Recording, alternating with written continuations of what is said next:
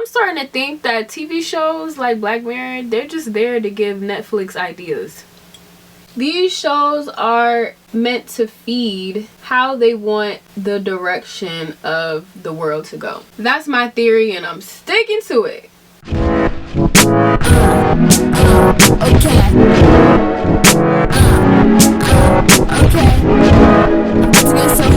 Get your coffee, get your tea. We're about to have a chat. We're about to have a girl talk.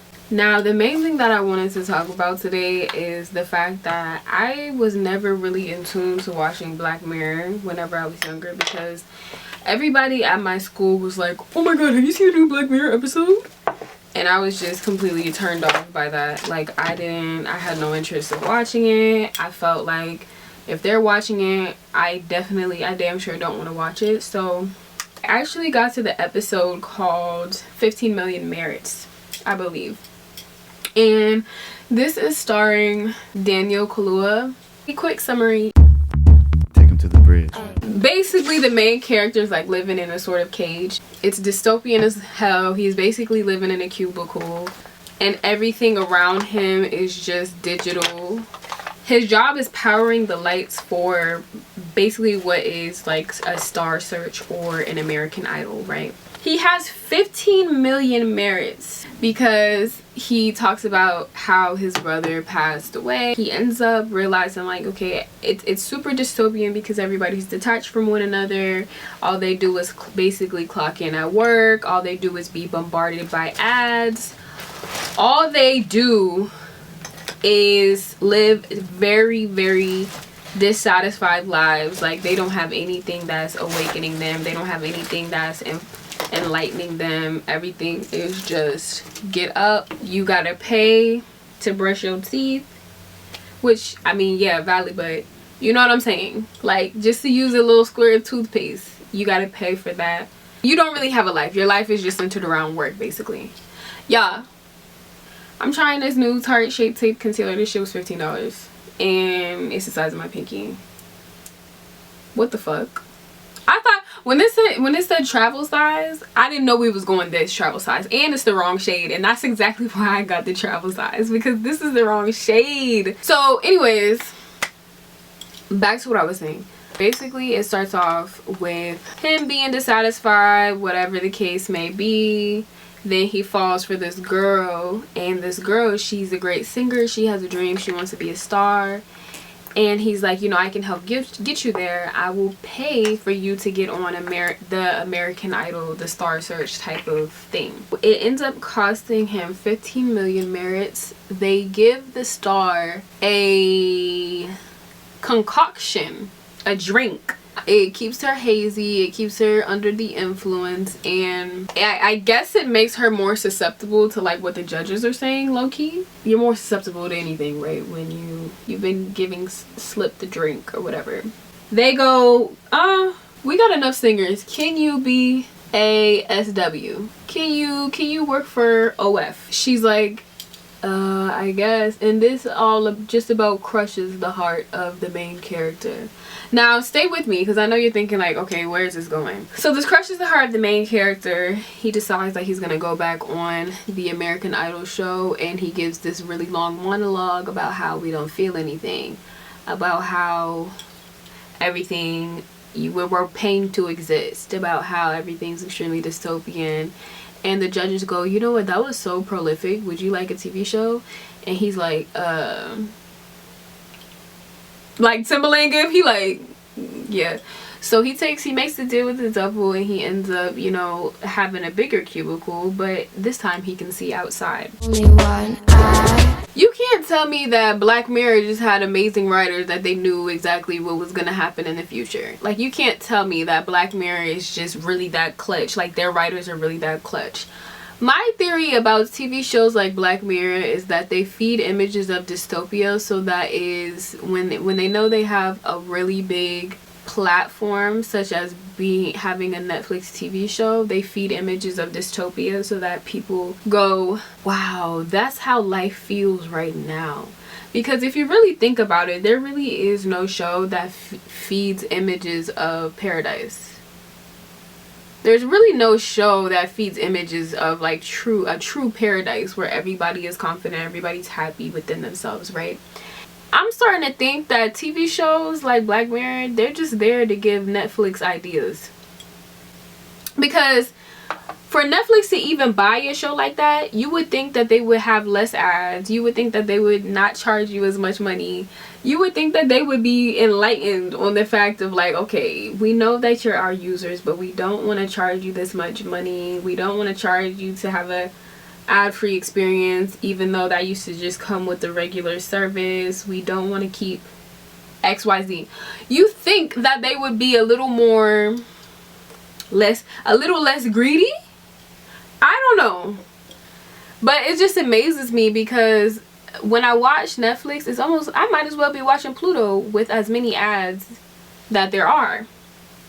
And to house a show like Black Mirror that's supposed to be awakening the masses to the way that we are caged or restricted or are not truly free, you would think that Netflix would take some notes, but instead they are taking notes on how to oppress your ass even further. Like, that is so crazy. Like, y'all have a show that's based on dystopia and y'all are like, instead of looking at it and saying this is the direction we don't want to go, y'all have become more and more that.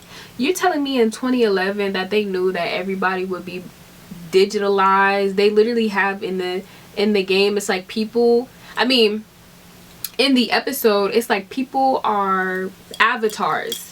It's like what happened with, you know, what happened in 2020. It's like that same thing where people became avatars instead of having to show up to actual places. So they're just in their room showing up with their virtual avatars that are basically like Fortnite characters, right? So much so that they're doing emotes. You mean to tell me that the writers of Black Mirror are just that good that they were able to predict the future 10 years in advance? No. These shows are meant to feed how they want the direction of the world to go. That's my theory and I'm sticking to it. Okay, but needless to say, it's not 2016 anymore. While I know cycles trend over and over again, cycles come back, this does not feel like a revamping of a cycle. This feels like a regurgitation of a cycle. I feel like ever since about 2020 there has been a sort of maybe not so far as 2020, because I feel like 2020 also kind of had like an idea like of new fashion. Like, people were wearing a lot more Rick Owens and stuff like that. I feel like that was the big year that streetwear became, high fashion became streetwear, like across the board. And instead of it being frowned upon, it became streetwear across the board. I would say after about 2022, there became a real actual obsession with regurgitating instead of revamping old trends. It happens all the time because when you get older, you realize that life is different from the life that you thought that you would live. So you want to experience those things that when you were a child really motivated and influenced you. But it also has me a bit weary because I'm like, this constant, and again, I feel like there's a big difference between revamping and regurgitation. And right now, lately, all we've been seeing is regurgitation, to the point that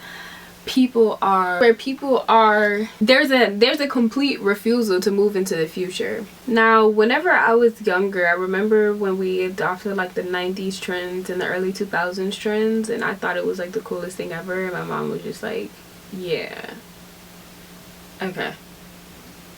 And I think I'm kind of like in my yeah okay era, where I see like there's a complete unacceptance of moving forward. We're not seeing a revamp where things are slightly different.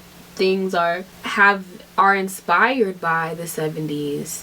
Things are inspired by the 80s. Things are inspired by this era. No, it's literally a copy paste, carbon copy, like same texture, same colors, same everything. And I think for me, it's just very, very boring. Because it feels like a complete refusal of moving into the future, which reflects, like, you know, how people feel in general about where we're headed in the future. And I feel like when throughout history was everything just perfect? You know what I'm saying? And I feel like there's just a misrepresentation that how we're living right now is the worst that things have ever been, when things have always been bad at some point and things have always been good at some point. And there is a glamorization of the past because a lot of people weren't fully coherent during this time. Like, a lot of people were children during this time of how we thought the past was. But believe me, in 2016, there was a whole thing about what wasn't going right, what was going wrong, what was gonna happen. There's always going to be a form of doom or gloom. There's always going to be a form of doom or gloom, right? But it's about what we choose to focus on. And I think that this is so important going into like a new era, going into like a year one, just based in numerology and stuff. This is so important because we have to really be on guard about the things that we are consuming, what's on our feed, how we believe the world is, because we're living in times where things are happening so quickly that exactly how you think returns to you, right? So with that in mind, I feel like it's important for us to remember, like, there are still things to be happy about, and that there's overall, I can only speak for what I've noticed like around me or in America, there seems to be an overall entitlement and actual spoiled brat quality to where people are saying, oh my god, like, life is so terrible, life is so hard, because they want to condition you to focus on the things that are not working out instead of what is working out, even if it's something that's so small. Even if it's something that's so quote-unquote small that's working out, it's easy. They want you to think that it's easy to forget about, or that it's a coincidence that something worked out for you. Well, guess what? Your existence is not a coincidence, and neither is anything else that follows, right? So when I see the resurgence of 2016 culture, I think it's actually kind of weird, because I think I was fully like coherent at that point in 2016. I was 17, right? So like, to see it recircling back, I don't want to participate, because again, it's not a resurgence, it's a regurgitation. It's the same songs. You know what I'm saying? Like, it's the same songs, the same shoes, the same dresses. Like, that's not fun. That's not fun. It actually makes me think of when that episode of SpongeBob, when Squidward was surrounded by everybody that looked like him and acted like him, and he thought, oh my god, this is like the best thing ever. I'm finally away from that annoying ass SpongeBob. I can go play jazz. I could go play the flute or the clarinet. That's what he played. And I can have a ball, and I don't have to worry about an idiot knocking on my door, that fool.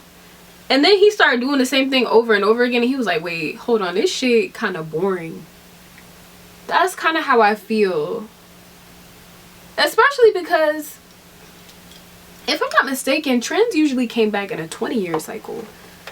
20 to 30-year cycle. And right now, trends are like on one of the fastest cycles I've ever seen. So everybody's saying like, oh my god, happy 2016. Like, it's just not funny to me anymore. And again, it's no shade, no tea, no shade to like the people who are like actually reflecting on the time. And I totally get that too, because time is moving faster than it did during those eras. And I completely understand people who are reflecting on those times, just going like, this is so cool. But I feel like it comes to a time where it's just like, we are nostalgia farming because there is a deep fear of the future. And while it is warranted, we have to remember that life is more than daily. Life is more than the news. Life is more than the news. Life is more than TikTok. Life is more than Instagram. Life is more than divide and conquer, okay? Life is really, really fun. So, and the more that we continue to have this contempt, the more that we continue to have this fear of the future, the more scary, the more reasons we're gonna have to be scared.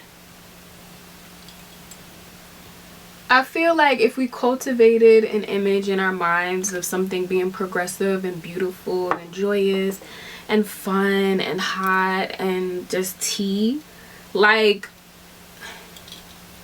things would take a shift. But it takes everyone in the entire world for that to happen, right? It takes everyone in the world for that to happen. But we have to remember that we're active creators in this universe, and the things that we think about come into fruition. Like, it's no longer a joke now. It's like, it's no longer science. It's no longer, oh, this is woo woo. Like, no. This is proven. This is fact. This is not fiction. So the more that we continue to delve back in the past, oh, happy 2016, the more that it's harder to accept what's happening in the present time. I feel like it's time to be future forward. I think I even made like a tweet that was just like, okay, I'm tired of nostalgia farming. It's time to move forward. I have fun nostalgia farming. It's time to move forward now. And that's really what I'm about. Now, like I said, inspiration is so dope. Taking inspiration is so cool, but regurgitation, copy paste, carbon copying, that leaves little room for imagination. That leaves little room for play. You know? So I'm just a wee bit weary about all of this. Hey, it's 2016, because no, it's not. It's not. It's 2026. We gotta accept that. And the more that we accept where we are in the present, the more that we have a sort of peace of mind. We're gonna keep trying to force the years to be what they used to be. Niggas was complaining in 2016 too. Niggas will always complain. So what are we gonna do about this future? Y'all laughed at Jaden Smith when he said, let's talk about the political and economic, like, whatever the hell he said. Let's talk about, yeah, let's like, I just want to talk about the political and economic state of the world right now. Y'all laughed when he said that, but Jaden was right, y'all. Jaden was right, y'all. I feel like also this is really gonna be a test of faith. Like, who do you believe in? What do you believe in? Do you believe that there's a way? Do you believe that there's a way to be better? Do you believe that there's a way to become better? Do you believe that we can move forward? Or do you believe that our best days are behind us? If you believe that our best days are behind us, then all this universe does is prove you right. Because this is a time when we're in the center of so much change that we prayed about, that we hoped for, and it's uncomfortable. God forbid something be uncomfortable, but we're here because we're supposed to be here. Everybody that's here now is supposed to evoke some sort of change. That's the power of intentionality. We're here because we're supposed to be here. We're here because God said yes. Yes, bitch. We're here. And I feel like it's so easy to think that we've got the short end of the stick. Yeah, we gotta start getting excited again. And actually, I am super happy because I feel like a lot of people are excited again, and it's been so long since I've seen that actual excitement. There's been an actual excitement for 2026 that I feel like a lot of years didn't have. A lot of like prior years, it was just like, well, let's see what hits the fan. Like, even for 2025, it was my you know what, hell yeah year, right? So I feel like for 2026, sorry, I gotta concentrate while I do my brows. Just give you that polish look. Like, but yeah, like everybody get incredibly excited right now. Like, we're in the middle of history. We're making history every day we wake up. Right? We're making history already, so there's no need to go back. Like, sometimes I just think about the artists today. I'm like, damn, how can you move forward? How can you be an artist if everybody's still stuck on what's already exists and what's already out, instead of the future? And people get over things way too quickly. Like, how can you be a successful TV show if you're literally competing with Friends that came out in 1992 or some shit? You know? There are good things happening right now. There's good music, there's good TV shows, there's good creators, there's good everything happening right now. Trying to get into the attitude of gratitude, you feel me? This is exciting. This is exciting times. We're in the middle of revolutions. We're in the middle of a grand shift because we knew what was happening just didn't work anymore. Outdated systems. Now we have to step up and ask ourselves, how can we help each other? What are the things that I believe? The belief system is really powerful. They're trying to convince you that your power has never been with you and will never be with you, and that's just not true. Your power will always be inside of you. And yeah, times are hard, some things get rough, but it's just about how you're gonna dig yourself out of your hole if you know you got a shovel right next to you, right?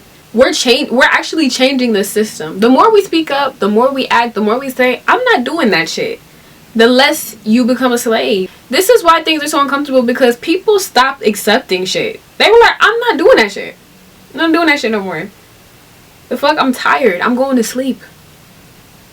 You know what I'm saying? So it's like, when we do stuff like that and we really listen to what's going on inside of ourselves, we give ourselves power. We give ourselves more power. So moving forward, it's just about remembering that, and remembering who you are, and remembering that you're already ordained if you're here. Like, you're already regal if you're here. You already have the power inside of yourself to change your circumstances. You're no different from anybody else who's done that same exact thing. So I believe in you. I believe in myself. I believe in God. I believe in the universe. I believe in everything that believes in me. This is a look for today. I like it. This is a good look. I would have made the eyebrows a little bit thinner, but anyways, you know what it is. 4 for 4 job. Your favorite. Your fave's favorite. Your favorite's favorite. We'll just end it there. Another word, you can say my own planet. I got my eye on you, so I tell you just